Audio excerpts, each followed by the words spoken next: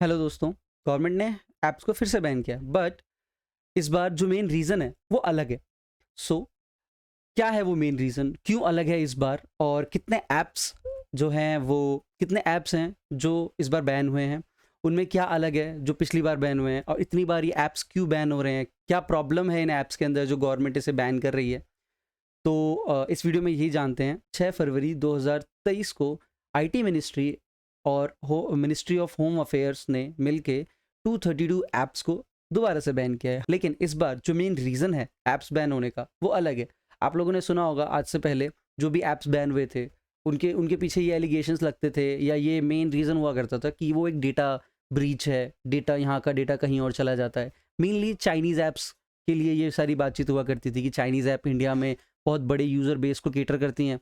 बहुत बहुत बड़ा यूज़र बेस जो है वो उसे यूज़ करता है और वो यहाँ का डेटा लेके चाइनीज़ गवर्नमेंट को देती हैं। गवर्नमेंट ने जो 232 ऐप्स बैन किए हैं उनमें से 138 ऐप्स जो हैं वो इस कैटेगरी में लाई नहीं करते। वो डेटा नहीं देते किसी को, डेटा वाला एलिगेशंस उन ऐप्स पे नहीं लगा है। 138 ऐप्स जो हैं वो बेसिकली गैम्बलिंग, बेटिंग, ऐसी चीज़ों के लिए इस बार फंसे हैं। पिछले 1 से 2 सालों में जब से कोविड हिट हुआ है, इस टाइप की ऐप्स के ऐड बहुत ज़्यादा आते हैं। तो जो 94 ऐप्स हैं, वो बेसिकली किस कैटेगरी में फ़ॉल करते हैं? उनको क्यों बैन किया गया? तो 94 ऐप्स जो बाकी बचे हैं, वो इस कैटेगरी में फ़ॉल करते हैं कि वो बेसिकली, जो कि गवर्नमेंट की स्टेटमेंट है, मैं लगा दूँगा आर्टिकल्स वगैरह, जो टाइम्स ऑफ इंडिया का आर्टिकल है, उसमें उन्होंने लिखा है साफ-साफ कि जो 138 ऐप्स हैं, वो बेसिकली बेटिंग एंड गैम्बलिंग को प्रमोट करते थे, और जो बाकी 94 ऐप्स हैं, कि वो basically unauthorised loans and credits देते हैं लोगों को। आपने इस चीज़ का भी काफ़ी ऐड देखा होगा कि आप अकाउंट बनाइए, इतने पैसे आपको लोन मिल सकता है, इतने कम इंटरेस्ट पे आपको लोन मिल सकता है। हालाँकि वो ऐप्स मोस्टली ऐप्स फ्रॉड रहते हैं, क्योंकि ऑफ कोर्स अगर कोई भी क्रेडिट या कोई भी लोन है तो आई विल सजेस्ट, या एवरीवन विल सजेस्ट, कि एक बैंकिंग इंस्टीट्यूशन से ही आपको कोई किसी भी टाइप का क्रेडिट लेना चाहिए, क्योंकि बैंकिंग इंस्टीट्यूशन सिविल जैसे डिपार्टमेंट्स या गवर्नमेंट ने बना रखे हैं जो इन सब चीज़ों का ध्यान रखते हैं कि कोई चीज़ फ्रॉड ना हो। बड़ा अमाउंट, जिसको जितना अमाउंट, जिसकी जितनी क्रेडिबिलिटी है उसको उतना ही अमाउंट मिले। ये सब चीज़ें गवर्नमेंट ने बॉडी सेटअप करी हुई हैं जो इन सब चीज़ों का ध्यान रखते हैं। लेकिन ये जो 94 ऐप्स थे वो अनऑथराइज्ड लोन्स प्रोवाइड करते थे। मतलब वो ज़्यादा डिटेल्स नहीं लेते थे, ज़्यादा बैकग्राउंड चेक नहीं करते थे, एंड जस्ट क्विक लोन्स दे देते थे। और इन लोगों का एक मेन रीज़न ये भी था कि जैसे क्विक लोन है, अगर लोन डिफ़ॉल्ट हुआ तो क्या प्रॉब्लम? उनका भी तो नुकसान हो सकता था ना। लेकिन वो ऐप्स कैसे वर्क करते थे? वो ऐप्स ऐसे वर्क करते थे कि वो ज़्यादा बड़े अमाउंट, ज़्यादा टिकट साइज़ नहीं होता तब। 10,000, 5,000, 15,000, 20,000 ऐसे छोटे-छोटे लोन्स देते थे।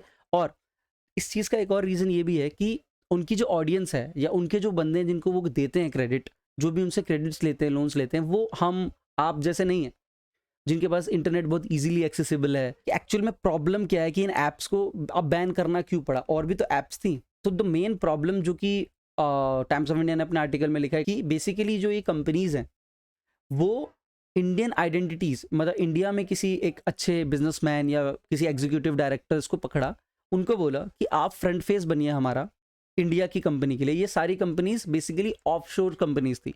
ऑफशोर कंपनीज क्या होती है मैं आपको बताता हूँ। ऑफशोर कंपनीज वो होती हैं जो, इस ऑफशोर का मतलब बेसिकली होता है जो आपकी कंट्री की बाउंड्रीज के बाहर की चीज़ हो। तो जो कंपनीज हैं वो मेनली, जैसा आर्टिकल में लिखा गया, वो चाइनीज कंपनीज थी, चाइना ओरिएंटेड कंपनीज थी, चाइना बेस्ड कंपनीज थी, जिनके कंपनी फ्रंट जो इंडिया में जो ऑपरेट करते थे वो इंडियन एग्जीक्यूटिव डायरेक्टर्स थे, जिनको उन्होंने हायर किया to run the company in India, ताकि इंडियन लोगों को या इंडियन गवर्नमेंट को या जो भी डॉक्यूमेंटेशन है उसके अंदर कोई प्रॉब्लम ना हो। इसके पीछे proper ministry of home affairs ने एक रिसर्च कंडक्ट कराई थी कि क्या प्रॉब्लम्स इन ऐप्स पे, और इन ऐप्स के रिगार्डिंग बहुत सारे यूजर्स ने कंप्लेंट किया था गवर्नमेंट को। एक आर्टिकल के अंदर, मैं आर्टिकल यहाँ पर डाल दूंगा, आर्टिकल के अंदर ये भी चीज़ लिखी हुई है कि कुछ लोगों ने आंध्र प्रदेश और तेलंगाना के स्टेट्स में कुछ लोगों ने सुइसाइड तक कमिट किए हैं। एक रिपोर्ट के अंदर ये चीज़ लिखी हुई है कि इन ऐप से लिया हुआ लोन जो है वो एनुअली 3000% इंटरेस्ट चार्ज करता है। कुछ कुछ ऐसी ऐप्स हैं, आप भी जानते हैं कि ये बहुत ज़्यादा हो गया है। तो कुछ ऐसी ऐप्स थी जो इस तरीके से चीज़ें करती थी, और जब आप इनके इंटरेस्ट बहुत हाई होते, और ये माफ़ भी नहीं करती थी इंटरेस्ट, ये आपको कॉल करती थी, डराती थी लोगों को कि आप पैसे दो हमें, या हम आपकी मोर फोटोज़ एंड वीडियोज़ वायरल कर देंगे। ये सब चीज़ें एक आर्टिकल में स्टेटेड है, ये मैं खुद बना के नहीं बोल रहा हूँ। तो ये सब चीज़ें हैं, मैं लगा दूंगा, ये सब आर्टिकल में स्टेटेड है कि ये कंपनीज ऐसी इस टाइप की कॉल्स करती है, इस टाइप की धमकियां देती थी उन यूजर्स को। एज अ ऐप डेवलपर मेरा जो ओपिनियन है इसके रिगार्डिंग वो ये है कि मैं कभी भी ऐसी ऐप्स का प्रमोट नहीं करता और ऐसी कंपनीज जो इस टाइप के ऐप्स बनाती हैं, प्रमोट करती हैं, यूजर्स को देती हैं, बहुत ज़्यादा पैसे कमाती हैं, मैं कभी भी ऐसी ऐप्स को प्रमोट नहीं करता। क्यों? क्योंकि आप और मेरे जैसे लोग इनके यूजर्स नहीं हैं। जो छोटी सिटीज़ के लोग होते हैं, जो छोटे छोटे लोअर इनकम वाले लोग होते हैं, जिनको फाइनेंशियली बहुत प्रॉब्लम होती है, जो डेली इस चीज़ को सोचते हैं कि मैं अपनी इनकम को कैसे बढ़ाऊँ, मैं कैसे और मेहनत करूँ जिसकी वजह से मेरी इनकम बढ़ जाए। एक्चुअली वो लोग बहुत मेहनत करते हैं बट उनकी इनकम इतनी ज़्यादा नहीं बढ़ पाती। वो लोग ऐसे झांसों में फँसते हैं, ऐसे जाल में फँसते हैं, और ये लोग बहुत सारे इश्तिहार दिखाते हैं कि आपको इतने रुपए अब ये दीजिए, 1 करोड़ आपको ट्रांसफ़र हो जाएगा। ऑनलाइन केबीसीज़ खेलते हैं ये व्हाट्सएप पे, जबकि केबीसी इस चीज़ का प्रॉपर बताता है कि हम किसी भी तरीके से ये सब चीज़ें कंडक्ट नहीं कराते हैं। बट स्टिल काफ़ी सारे लोग होते हैं जिनको ये चीज़ें नहीं पता होती। वो सोचते हैं कि ये चीज़ हो सकती है, ट्रस्टेड है, नंबर्स हैं। वो ऐसे-ऐसे प्रूफ़ आपको दिखा देते हैं कि आप एक बार को मानने को तैयार हो जाते हो कि हाँ, ये सच है। तो मेरा पर्सनल ओपिनियन है कि ऐसी चीज़ों से दूर रहो। ये हमारी गवर्नमेंट का बहुत अच्छा इनिशिएटिव है। इस बार जो गवर्नमेंट ने स्टेप लिया है कि इन बेटिंग ऐप्स को बैन करना, एक चाइना ओरिएंटेड ऐप होने का रीज़न हो सकता है। I understand, China oriented apps हैं इसीलिए उनको बैन किया गया है, बट इन ऐप्स को एक टाइम पे बैन करना चाहिए था। So that's all for this video. ये मेरे इस चैनल की पहली वीडियो है, इन्फॉर्मेटिव वीडियो है। मैं आगे और भी इस टाइप की इन्फॉर्मेटिव वीडियोज़ या करंट अफेयर में जो भी गवर्नमेंट डिसीजन ले रही है, बाहर जो भी हो रहा है, उन सब चीज़ों के रिगार्डिंग वीडियोज़ बनाऊँगा। तो अगर आप लोगों को ऐसी वीडियोज़ में इंटरेस्ट है तो प्लीज़ चैनल को सब्सक्राइब कर लें, बेल आइकन दबा लें ताकि मैं जब भी वीडियो डालूँ तो आपको एक नोटिफिकेशन आ जाए। एंड वीडियो अगर आपको अच्छी लगी हो, इन्फॉर्मेटिव लगी हो, तो प्लीज़ इसे लाइक ज़रूर करना, शेयर करना अपने दोस्तों के साथ या ऐसे लोगों के साथ जिनको आपको लगता है कि ये वीडियो उनके लिए इन्फॉर्मेटिव होगी।